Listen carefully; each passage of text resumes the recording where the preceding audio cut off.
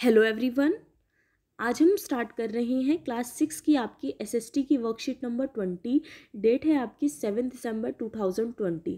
आज की वर्कशीट में आपके पाठ्य पुस्तक हमारे अतीत के पाठ 7 नए प्रश्न नए विचार से ली गई है। उपनिषद का शाब्दिक अर्थ है गुरु के समीप बैठना। इन ग्रंथों में अध्यापकों और छात्रों के बीच बातचीत का संकलन है।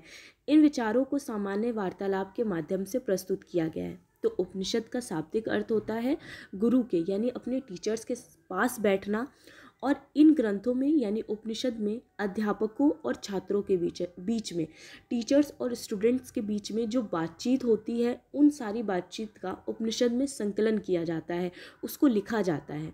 इन विचारों को सामान्य वार्तालाप के माध्यम से प्रस्तुत किया गया है। ठीक है, जैसे हम सामान्य रूप से जनरली बातचीत करते हैं, उस तरह से छात्र और अध्यापक के बीच की जो बातचीत है उसे उपनिषद में लिखा गया है।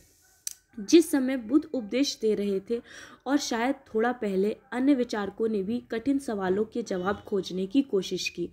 उनमें से कुछ मृत्यु के बाद जीवन के बारे में जानना चाहते थे, अन्य जानना चाहते थे कि यज्ञ क्यों किए जाते हैं। इनमें से कई विचारकों का मानना था कि ब्रह्मांड में कुछ स्थायी है जो मृत्यु के बाद भी बचा रहता है। तो जिस टाइम पे बुद्ध उपदेश दे रहे थे उस टाइम के ही आसपास या उससे भी पहले और भी कई विचारक थे जो कई सारे सवालों को ढूंढ रहे थे। जैसे कि कुछ विचारक ये जानना चाहते थे कि मरने के बाद जीवन कैसा होता है। इसके अलावा कुछ विचारक यज्ञ के बारे में जानना चाहते थे।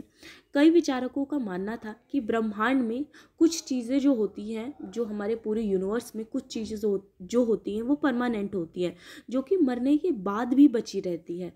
उन्होंने इसे आत्मा या ब्रह्म या सार्वभौमिक आत्मा के रूप में वर्णित किया है। वे मानते थे कि आखिरकार आत्मा और ब्रह्म दोनों एक ही है। तो उन विचारकों का मानना था कि आत्मा और ब्रह्म दोनों एक ही चीज़ होती है। ठीक है, तो ऐसे और भी कई विचार थे जो उस टाइम के विचारक ढूंढने में लगे हुए थे। अधिकांश इन चर्चाओं में भाग लेने वाले पुरुष होते थे, विशेषकर ब्राह्मण और राजा। तो ऐसी चर्चाओं में भाग लेने वाले, पार्टिसिपेट करने वाले ज़्यादातर ब्राह्मण पुरुष हुआ करते थे। कभी कभी गार्गी जैसी स्त्री विचारकों का भी उल्लेख मिलता है। गार्गी उस समय की एक महिला विचारक थी, स्त्री विचारक, जो अपनी विद्वता के लिए प्रसिद्ध थी और राज दरबार में होने वाली चर्चाओं में भाग लेती थी। और राज दरबार में जो चर्चाएं होती थी उसमें वो पार्टिसिपेट किया करती थी। बहुत ज़्यादा महिलाएं तो नहीं थी, बट कुछ जो हमारी स्त्री विचारक थी उनका वर्णन किया गया है इतिहास में। निर्धन व्यक्ति इन चर्चाओं में बहुत कम भाग लिया करते थे, परंतु कुछ अपवाद देखने को मिलते हैं। तो जो निर्धन वर्ग के लोग होते थे वो इसमें बहुत कम पार्टिसिपेट किया करते थे। ज़्यादातर इसमें जो ब्राह्मण पुरुष होते थे वो पार्टिसिपेट करते थे, और कभी कभी इसमें गार्गी जैसी कुछ स्त्री विचारक भी पार्टिसिपेट किया करती थी। ठीक है, फिर आपके क्वेश्चन आंसर दिए गए हैं। जैसे फर्स्ट क्वेश्चन दिया गया है, उपनिषद शब्द का अर्थ क्या है। तो उपनिषद शब्द का शाब्दिक अर्थ है आपका गुरु के समीप बैठना। ठीक है, गुरु के समीप बैठना। सेकंड क्वेश्चन है, विचारक किन सवालों के जवाब खोजना चाहते थे।